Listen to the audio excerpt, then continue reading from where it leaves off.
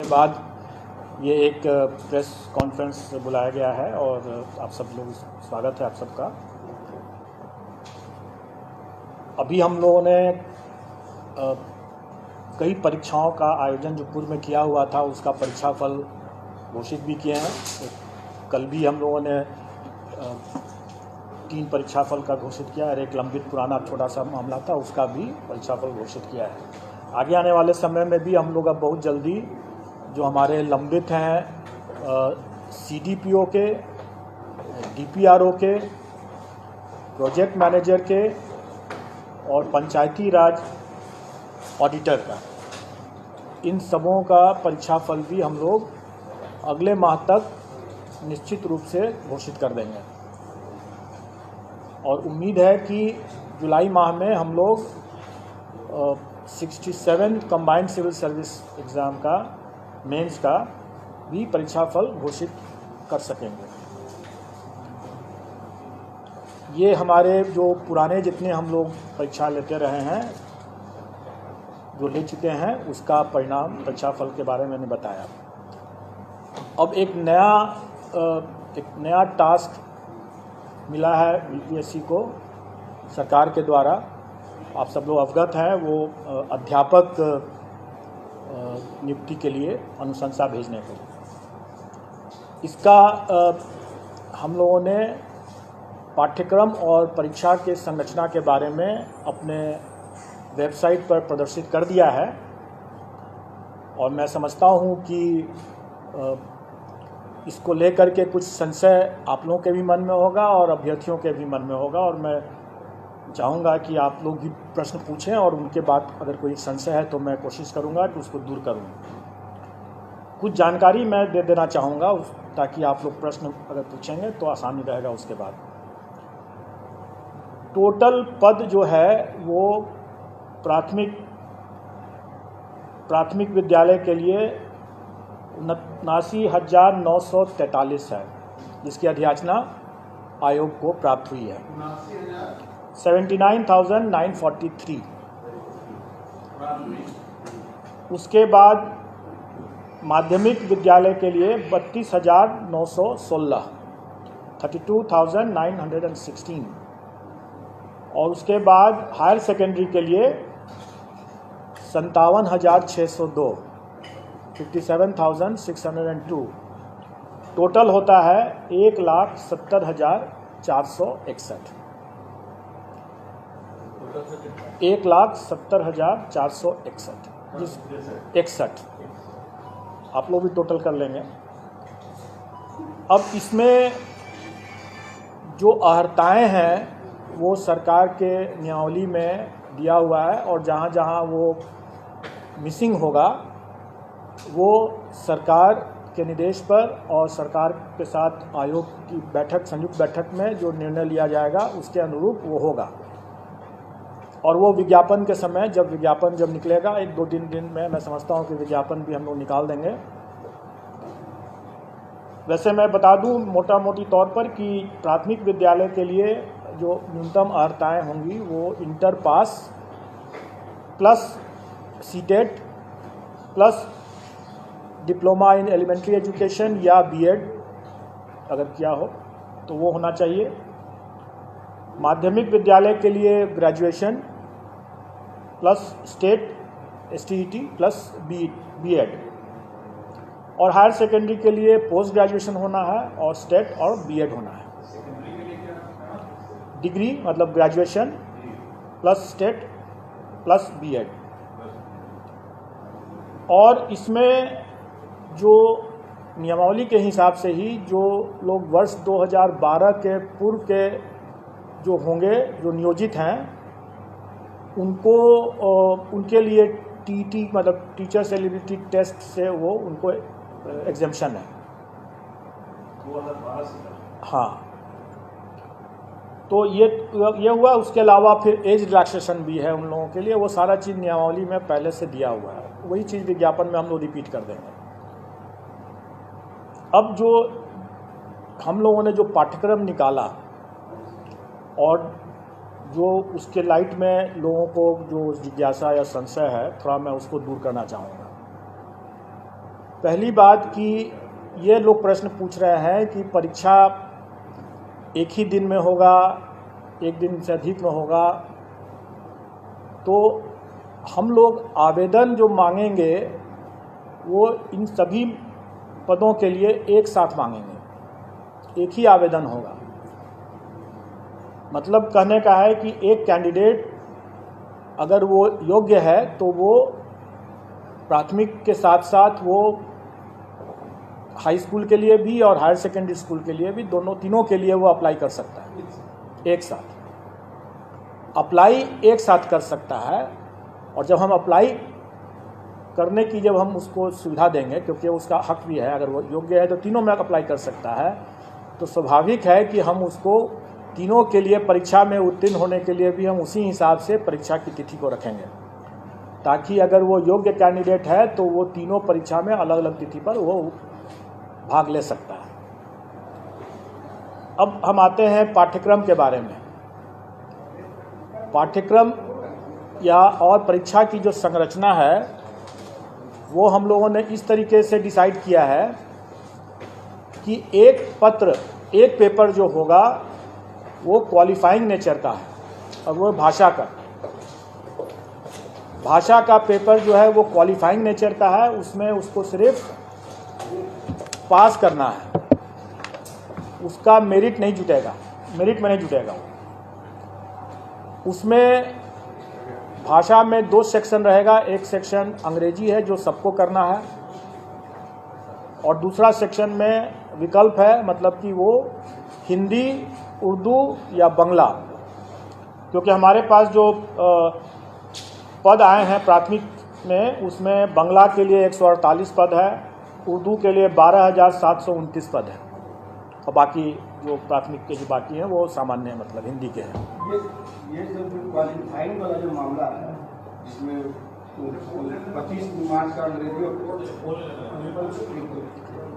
मैं आपकी जिज्ञासा को जल्दी ही शांत कर दूंगा। 25 मार्क्स जो रहेगा वो, और सभी एग्ज़ाम जो हमारे हैं वो MCQ बेस्ड हैं, मतलब कि ऑब्जेक्टिव टाइप के हैं और मल्टीपल चॉइस क्वेश्चंस रहेंगे। और क्वालिफाइंग नेचर का जो पेपर भाषा का है उसमें अंग्रेजी 25 नंबर के रहेंगे, 25 प्रश्न, और हिंदी या उर्दू बांग्ला जो रहेगा वो 75-75 का रहेगा। उसमें से कोई एक चुनना है उनको। मतलब टोटल 100 नंबर के 100 प्रश्न रहेंगे, और पूरे पेपर में उनको 30% मतलब कि 30 नंबर न्यूनतम लाना होगा, तभी वो पास करेंगे, नहीं तो वो परीक्षा से, प्रतियोगिता से बाहर हो जाए। इसमें जो लोगों को जो जिज्ञासा है कि पहला कि क्या 30% अंग्रेजी में अलग और हिंदी में अलग लाना है, तो ऐसी बात नहीं है। संयुक्त रूप से उनको 30% लाना है, मतलब 30 नंबर लाना है। लेकिन मेरा ये मानना है कि ऐसा नहीं हो सकता है कि कोई शिक्षक हों और वह सड़क पर अगर चल रहे हैं और सड़क पर जो रोड पर जो साइनेजेस रहता है वो अंग्रेजी में भी रहता है, तो उसको न पढ़ सकें, वो शिक्षक क्या हुए? जो राह चलते हुए जो रोड के जो साइनेजेस है उसको अंग्रेजी में अगर लिखा हुआ है तो उसको भी न पढ़ सकें, तो क्या वो अच्छी गुणवत्ता के शिक्षक हुए? इसलिए हम लोग प्रश्न के स्तर को हम लोग इस तरह से रखने का कोशिश करेंगे कि हम उनको, अंग्रेजी जरूर सरल रहेगा, कठिन नहीं रहेगा। हम मानते हैं कि यहाँ पर हिंदी भाषी प्रदेश है तो अंग्रेजी का प्रश्न कठिन नहीं रहेगा, लेकिन इसका ये मतलब हुआ कि हिंदी का भी प्रश्न सरल नहीं होगा। क्योंकि अगर हिंदी का प्रश्न भी सरल हुआ और अंग्रेजी का प्रश्न भी सरल हुआ तो सब हिंदी ही देख करके निकल जाएंगे। इसलिए थोड़ा हम लोग भी दिमाग लगाएंगे, और मैं चाहूँगा कि अभ्यर्थी भी थोड़ा तो अंग्रेजी भी पढ़ ही लें, ताकि वो शून्य न हो अंग्रेजी उनका, क्योंकि शून्य से अगर फिर वो फिर आगे नहीं बढ़ पाएंगे, राह चलता वो साइनेज भी नहीं पढ़ पाएंगे, तो वो अपने छात्रों को कैसे पढ़ाएंगे। ये रही बात जो हमारे वैकल्पिक जो क्वालिफाइंग नेचर के जो भाषा का जो पत्र है उसके बारे में मैंने बतलाया। इसके बाद अब मेन पेपर होगा। मेन पेपर 150 नंबर का होगा जिस पर कि मेरिट होगा, और हर स्कूल के कैटेगरी के लिए एक ही मेन पेपर है। जैसे प्राथमिक के लिए सिर्फ एक मेन पेपर है, अगर हम हाई स्कूल के लिए जाते हैं तो उसके लिए भी एक ही मेन पेपर है, और अगर हम इंटर के लिए भी इंटर स्कूल के लिए भी जाते हैं, मतलब हायर सेकेंडरी स्कूल के लिए जाते हैं तो उसके लिए भी एक ही मेन पेपर है।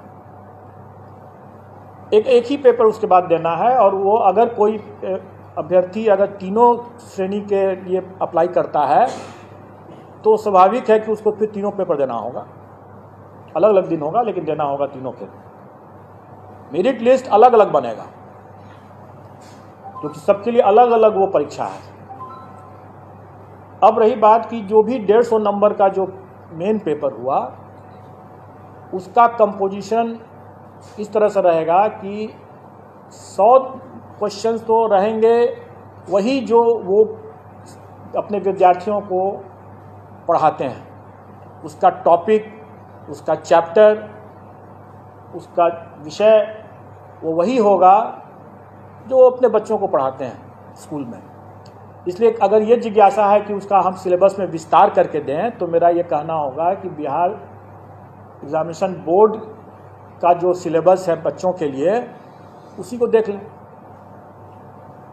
उसी को पढ़ लें, चैप्टर उसी के हिसाब से कंप्लीट कर लें, उनका डिटेल सिलेबस हो जाएगा। अगर मान लें कि अगर कोई फिजिक्स का देखता है या कोई हिंदी का देखता है तो जो अगर कोई इंटर का अगर है वो विषय, तो इंटर में जो पढ़ाई होती है एक फिजिक्स के स्टूडेंट के लिए उसका वही रहेगा, चैप्टर कंटेंट्स वही रहेगा। प्राथमिक विद्यालय में भी अगर जो बच्चों को जो पढ़ाते हैं शिक्षक वो वही रहेगा, कंटेंट वही, चैप्टर्स वही रहेंगे। मतलब सिलेबस का जो विस्तार, डिटेल सिलेबस की जो लोग मांग कर रहे हैं वो करना ज़रूरत नहीं है, क्योंकि अगर उसको देखना है तो अपने बिहार एजुकेशन बोर्ड का सिलेबस बच्चों का उठा के देख लें और उसी की पढ़ाई कर लें। अब रही बात कि शिक्षक हैं वो बच्चों से उनका ज्ञान ज़्यादा होना चाहिए, बच्चों से उनका स्तर ज़्यादा होना चाहिए, तभी तो पढ़ा पाएंगे। तो स्वाभाविक है कि प्राथमिक शिक्षक के लिए जो अभ्यर्थी होंगे उनका चैप्टर तो वही होगा जो बच्चों को पढ़ाने वाला है, लेकिन उसका स्तर जो होगा वो बच्चों वाला तो नहीं होगा। उनका स्तर जो उनके लिए जो जैसे प्राथमिक शिक्षक के लिए न्यूनतम निर्धारित योग्यता जो है वो इंटर है, तो उसी के आलोक में प्रश्न पत्र का स्तर होगा। चैप्टर तो वही हुआ जो प्राथमिक विद्यालय में जो पढ़ाते हैं, लेकिन उसका जो स्तर जो होगा वो उनके जो न्यूनतम निर्धारित योग्यता मतलब इंटर जैसे है, तो उसी को ध्यान में रख करके होगा कि इंटर पास एक अभ्यर्थी स्कूल प्राथमिक विद्यालय के बच्चों को पढ़ाएंगे तो उनको क्या ज्ञान होना चाहिए, जो भी विषय वो पढ़ाएंगे उसके लिए उनका क्या ज्ञान होना चाहिए, क्या स्तर होना चाहिए, वो उसी के आलोक में रहेगा। और उसी तरीके से अगर मान लें अगर +2 का अगर कोई शिक्षक है अभ्यर्थी, तो स्वाभाविक है कि वो +2 के विद्यार्थियों को पढ़ाने के लिए उसका स्तर तो उससे ऊंचा का होना है, तो फिर +2 के शिक्षक के न्यूनतम अर्हता जो है वो पोस्ट ग्रेजुएशन का है। तो पोस्ट ग्रेजुएशन का है तो हम लोग उसी के आलोक में कि वो इंटर के बच्चों को पढ़ाने वाले पोस्ट ग्रेजुएट अभ्यर्थी हैं तो प्रश्नों का स्तर क्या होना है वो उसी के हिसाब से हम लोग तय कर लेंगे। तो अब इसमें इसको लेकर के जो लोगों को कन्फ्यूज़न था कि हमारा क्या रहेगा, पाठ्यक्रम का कैसे मतलब डिटेल क्या रहेगा, तो मैंने बता दिया। अब रही बात कि ये तो 100 नंबर के हुआ, बाकी 50 नंबर के जो रहेंगे वो सामान्य ज्ञान जो है, जनरल साइंस कह लें, जनरल स्टडीज़ कह लें, वो बेसिकली जो पहला जो 100 नंबर का जो हुआ वो उनके नॉलेज का टेस्ट होगा, और बाकी जो 50 नंबर का जो होगा वो उनके इंटेलिजेंस का टेस्ट होगा। मतलब कि उसमें मेंटल एबिलिटी रहेगा वगैरह वगैरह, रीजनिंग रहेगा और इसी तरह के मिलते जुलते चीज़ रहेंगे। जो उनके कुछ हो सकता है कि सामान्य तरह का जो एक किसी भी जागरूक नागरिक को या शिक्षक को थोड़ा बहुत ज्ञान होना चाहिए सामान्य ज्ञान का, तो वो उसी तरह का रहेगा। वो बहुत ऐसा बिल्कुल नहीं रहेगा कि हम कोई जो लोग ये आशंकित हो रहे हैं कि हम एसडीएम बना रहे हैं, ऑफिसर बना रहे हैं, ऐसी बात नहीं है। वो भी लोक सेवक ही होंगे और जो एसडीएम जो हैं वो भी लोक सेवक ही होंगे। और किसी भी एक लोक सेवक को एक जो सामान्य ज्ञान का जो स्तर होना चाहिए, इसका स्तर उतना ज़्यादा नहीं होगा, जो कि स्पष्ट है। लेकिन इसमें 50 नंबर जो रहेंगे वो उनके विषय ज्ञान से हट करके ये उनके सामान्य ज्ञान, जो उनकी बुद्धिमत्ता का जो हम असेस करने का प्रयास करेंगे इसमें। अब रही बात कि इस पूरे मामले में हम लोगों ने इस बात शुरू से ही स्पष्ट कर दिया है कि इसमें तुक्केबाजी को हम प्रश्रय नहीं दे सकते हैं। मेरा ये मानना है कि अगर कोई ऑफिसर अगर है तो वो ऑफिसर, जैसे सिविल सर्विसेज का हम एग्ज़ाम लेते हैं, वो कोई भी विषय पढ़ के आता है, लेकिन वो उस विषय का उपयोग नहीं करता है अपने कार्य में। अगर वो मान लें कि फिजिक्स पढ़ के आया तो सीधे वो फिजिक्स का उपयोग थोड़ी कर रहा है अपने कार्य में। लेकिन शिक्षक जो है वो सीधे अपने उस ज्ञान का उपयोग कर रहा है। अगर वो फिजिक्स पढ़ के आया है या हिस्ट्री पढ़ के आया है तो वो उसका उपयोग कर रहा है अपना ज्ञान बांटने में, अपने विद्यार्थियों को पढ़ाने में। वो अपने ज्ञान के मामले में तुक्केबाजी अगर करते हैं तो ज़्यादा खतरनाक होगा। वो बच्चों के लिए भविष्य से खिलवाड़ वाली बात होगी। इसलिए हम उनको तुक्केबाजी पर अंकुश शुरू से ही लगाएंगे और इसलिए हम इसमें नेगेटिव मार्किंग रखेंगे। लेकिन अभ्यर्थियों को उससे घबराना नहीं चाहिए, क्योंकि आफ्टर ऑल जो वो पढ़ाएंगे बच्चों, जो उनका अपना खुद का विषय है, जिस पर उन्होंने पढ़ाई किया है और जिस पर वो आगे काम कर रहे होंगे या काम करेंगे, उसका तो उनको ज्ञान होना ही है, नहीं तो वो अपना पढ़ाएंगे कैसे। इसलिए वो चूँकि उनका ज्ञान भी है, उसका अनुभव भी है, इसलिए उनको कोई उसमें तुक्का लगाने की ज़रूरत नहीं होगी उनको। और इस बार तो मतलब कंबाइंड सिविल सर्विस की तुलना में सक्सेस रेशियो जिसमें जो होना है, जैसे 1,70,000 से ऊपर वैकेंसी है। अगर अभ्यर्थियों की संख्या हम माने कि 6-7 लाख अगर होंगे, तो आप अनुपात देख लें कि सक्सेस का अनुपात काफ़ी बेहतर है कंपेयर टू जो कंबाइंड सिविल सर्विसेज एग्ज़ाम, जिसमें कि काफ़ी मारामारी रहता है। तो इसमें उतना घबराने की ज़रूरत नहीं है। प्रश्न का स्तर जो होगा वो कठिन नहीं होगा, लेकिन डेफिनेटली वो एक तरह से बहुत हल्का भी नहीं होगा। वो उनके जो काम जो करेंगे, जो पढ़ाएंगे, उसको उसके ही आलोक में उसका स्तर होगा। तो नेगेटिव मार्किंग कितना होगा उसके बारे में जो लोग यहाँ पर पहले से जुटे हुए हैं आयोग के संबंध में, नेगेटिव मार्किंग संबंध में, जानते हैं कि अगर 5 ऑप्शन रहेंगे अगर, तो 1/n-1 होता है फॉर्मूला उसके हिसाब से। मतलब कि अगर 5 ऑप्शन है तो मतलब कि 4 गलत प्रश्न और 1 सही प्रश्न मिलाकर के 0 होना है। 5 ऑप्शन है तो 1/4 हो जाएगा, और अगर 4 ऑप्शन है तो 1/3 माइनस हो जाएगा। ये स्टैंडर्ड स्टैटिस्टिकल फॉर्मूला रहता है और इसका निर्णय हम लोग कर देंगे और वो परीक्षा में भी उन लोग पता चल जाएगा। लेकिन उससे घबराने की बात बिल्कुल नहीं है। और हम लोग अभ्यर्थियों को पर्याप्त समय भी देंगे पढ़ाई करने के लिए, तैयारी करने के लिए, इसलिए इसमें घबराने वाली बात तो बिल्कुल नहीं है। और अनुपात, जो सक्सेस का अनुपात इतना बेहतर है, मैं समझता हूँ कि जो अगर थोड़े से भी जो लोग पढ़ा रहे होंगे, ठीक से पढ़ा रहे होंगे, तो उनके लिए कोई दिक्कत नहीं होनी चाहिए, आ जाएंगे इसमें। अब आप लोगों का अगर कोई प्रश्न हो इसमें, कोई जिज्ञासा कब तक होगा सर? एग्ज़ाम कब तक होगा। एग्ज़ाम हम लोग में कोशिश करेंगे कि हम लोग उनको लगभग 3 माह का हम लोग उनको टाइम तो देना चाहेंगे, 90 दिन का। दिसंबर में लगभग एग्जाम होगा, नवंबर तक तो दिसंबर तो आप लोग हम लोग एक साथ रोटी भी खा सकते हैं और सब्जी भी खा सकते हैं। तो हम लोग हम लोग सितंबर में अगर वो परीक्षा कर रहे हैं तो इसका ये मतलब थोड़ी है कि हम लोग उसके पहले परीक्षा दूसरा नहीं ले सकते हैं। हम लोग उसके मतलब नहीं, ऐसी बात नहीं, हम लोग आसपास हम लोग उनको पर्याप्त समय देंगे और मोटा मोटी आप ये समझ के चलें कि अगस्त महीने में एग्ज़ाम होगा। अगस्त महीने में एग्ज़ाम होगा। हम लोग अभी चूँकि वो ये एग्ज़ाम 4 दिन चलेगा, क्योंकि 4 पेपर हो जाते हैं, और चूँकि हमें सबको मौका देना है, प्राथमिक के लिए भी और हाई स्कूल के लिए भी और हायर सेकेंडरी के लिए भी, इसलिए वो हमें समय लगेगा उसमें।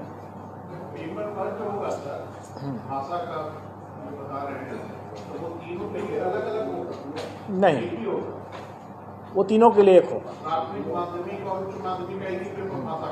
इसलिए आप वो सरल होगा, वो सरल होगा। हम लोग चाहेंगे कि जो हमारे शिक्षक हैं वो अपने भी मतलब सर उठा करके चलें, और आप लोग भी जब जाकर के जब कभी चेक करते हैं और बोल पाते हैं कि उनको मतलब एक स्पेलिंग नहीं, अपना रविवार शनिवार तक नहीं जानते हैं, तो फिर बड़ा दुखद स्थिति वैसी नहीं होगी बात।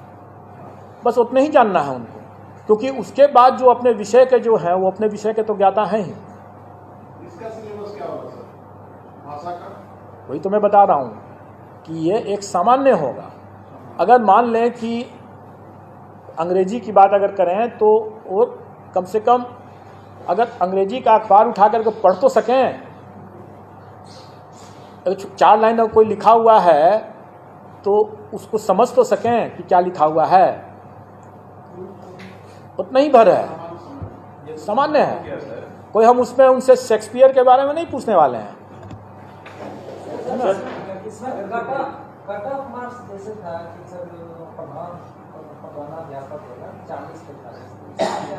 वो सामान्य प्रशासन का बहुत पुराना सर्कुलर है और वो सभी परीक्षाओं में लागू है, वो इसमें भी लागू है।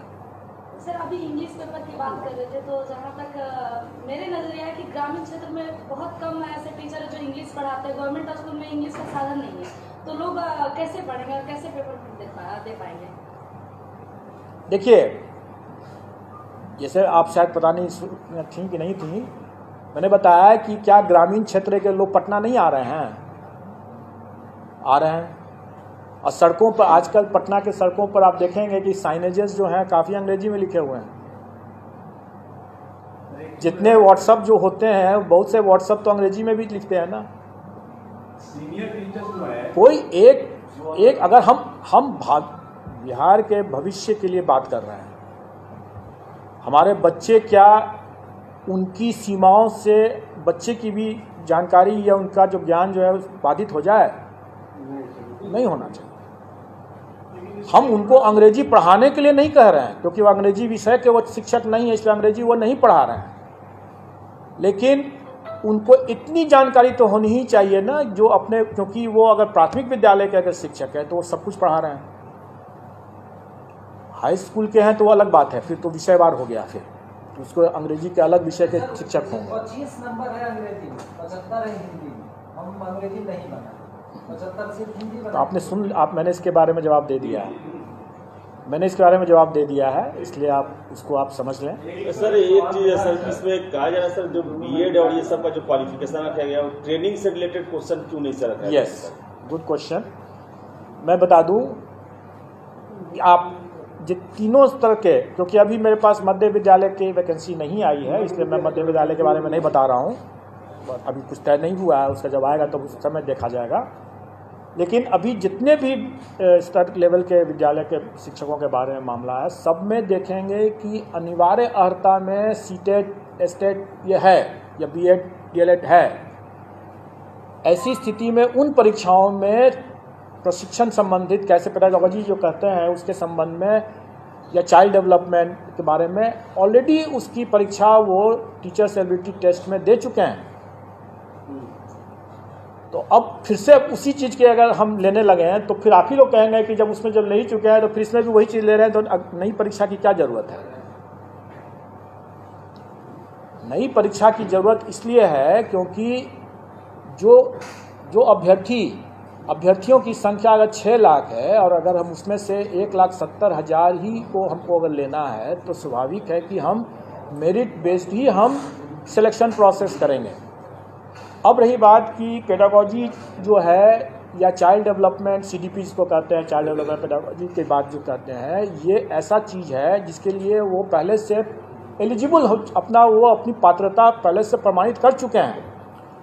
दूसरी बात कि ये ऐसा मामला है कि वो भविष्य में, क्योंकि वो TET करके आए हुए हैं, वो जब स्कूल में जब जाएंगे वहाँ भी और भी अनुभव ज्ञान अभी हासिल करेंगे, उनका उसमें निखार आना ही है। उस पर हमको एक बार जब वो एलिजिबिलिटी टेस्ट कर चुके हैं उस बिंदु पर, तो दोबारा हमको उसी बिंदु पर उसकी परीक्षा लेने का कोई मतलब नहीं है।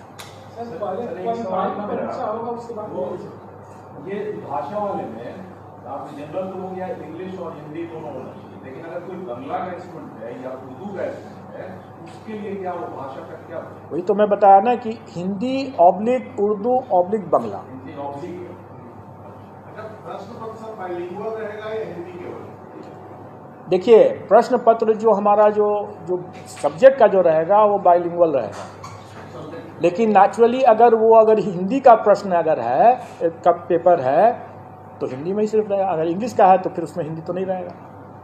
एक उर्दू वाले मदरसा वाले जो लैंग्वेज का जो विषय का जो पेपर रहेगा वो उसी लैंग्वेज में रहेगा, जो बाइलिंगुअल नहीं रहेगा। ये DET को लेके बिहार में जो अब तक परीक्षाएं हुई है, इसमें महिलाओं को विशेष छूट दिया गया है कि 85% उनके दिए, 85 मार्क्स है। तो क्या वो छूट आप जारी रखेंगे या फिर 90 का है? देखिए, जो मिनिमम क्वालिफाइंग जो कट ऑफ है वो सरकार के द्वारा पहले से निर्धारित है। उसमें महिलाओं के लिए अलग है, सामान्य के लिए अलग है। वो उसका पूरा आप लोगों को ज्ञान होगा, हमारे पाठ्यक्रम में भी वो फॉर्म परसेंटेज लिखा हुआ है। अब रही बात कि सरकार ने इस बार जो नियमावली जो बनाया है उसमें प्राथमिक विद्यालय के शिक्षकों के लिए शिक्षकों के पद पर महिलाओं के लिए आरक्षण जो है 50% शायद रखा है, 50% रखा है, जो अन्य में 30% या 35% है, 35% है। प्राथमिक में 50 और अन्य में 35। अन्य में जो पहले से है वो सही रहे, और प्राथमिक विद्यालय के केस में 50% आरक्षण महिलाओं के लिए।